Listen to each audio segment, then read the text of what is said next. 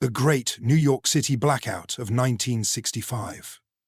On the evening of November 9, 1965, as the sun set over New York City, millions of people prepared for another ordinary night. Offices closed, workers poured into subways, taxis honked in the streets, and neon signs flickered across Manhattan.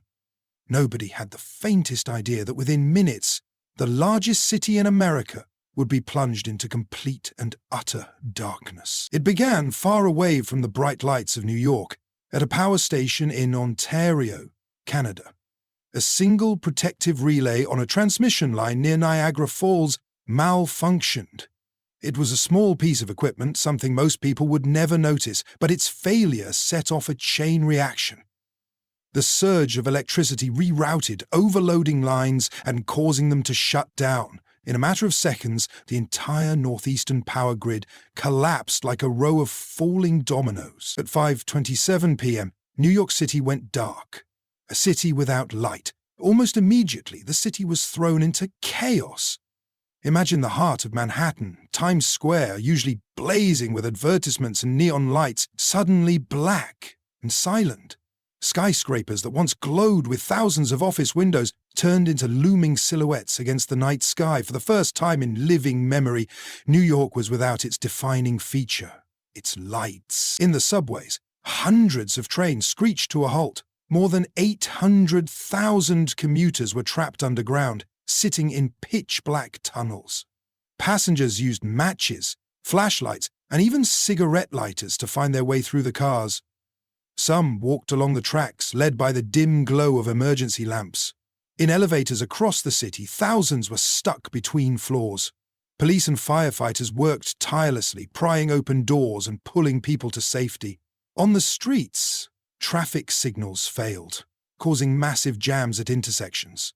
Police officers directed traffic by hand, their flashlights waving through the darkness.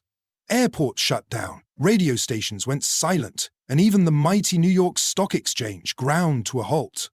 In less than a minute, the modern world had vanished. Panic or unity. For many, the blackout was terrifying. Rumors of sabotage or even nuclear attacks spread quickly. Remember, this was the height of the Cold War. People didn't know whether the blackout was an accident or the first sign of something much worse. But what happened next surprised everyone. Instead of chaos and violence, New Yorkers showed remarkable unity. Neighbors who had never spoken to each other lit candles and gathered in hallways. Strangers helped direct traffic, shared food, and guided the elderly through darkened streets. In some neighborhoods, people set up makeshift lanterns and bonfires to bring light back to the night. Perhaps most astonishing was the atmosphere in the city itself. Without cars rushing by, without the endless roar of neon and machinery, New York felt eerily quiet. Under the darkened sky, millions of stars became visible, something few New Yorkers had ever seen. For one night, the city that never sleeps was forced to slow down, and people looked up at the heavens in awe. The human side of the blackout. The blackout lasted more than 13 hours, and for some, it became a story of romance and chance encounters.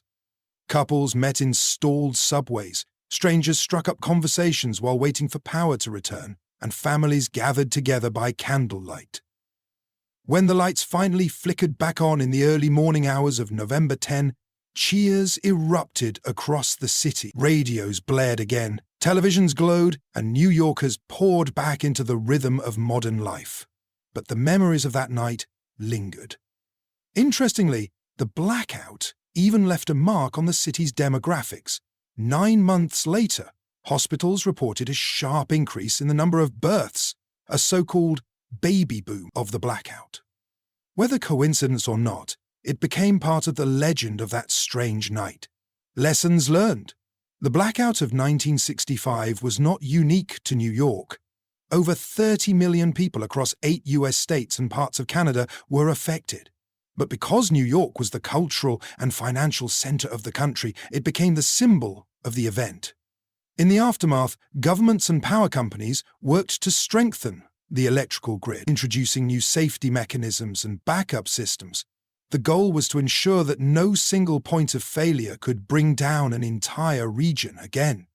Of course, history repeated itself. New York would face more blackouts in 1977 and again in 2003, each with its own consequences. But none would match the surreal, almost magical atmosphere of that first Great Blackout in 1965, the night New York looked at the stars. When people look back at that night, they often describe it as a rare moment when New York shed its reputation for noise, speed, and anonymity. Instead of millions of strangers rushing past each other, the city became a village. People slowed down, shared stories, and even marveled at the sight of the Milky Way shining over Manhattan. The Great Blackout of 1965 remains a reminder of how fragile modern life can be and how quickly technology can fail. But it also revealed something deeper. In moments of darkness, human connection shines brightest.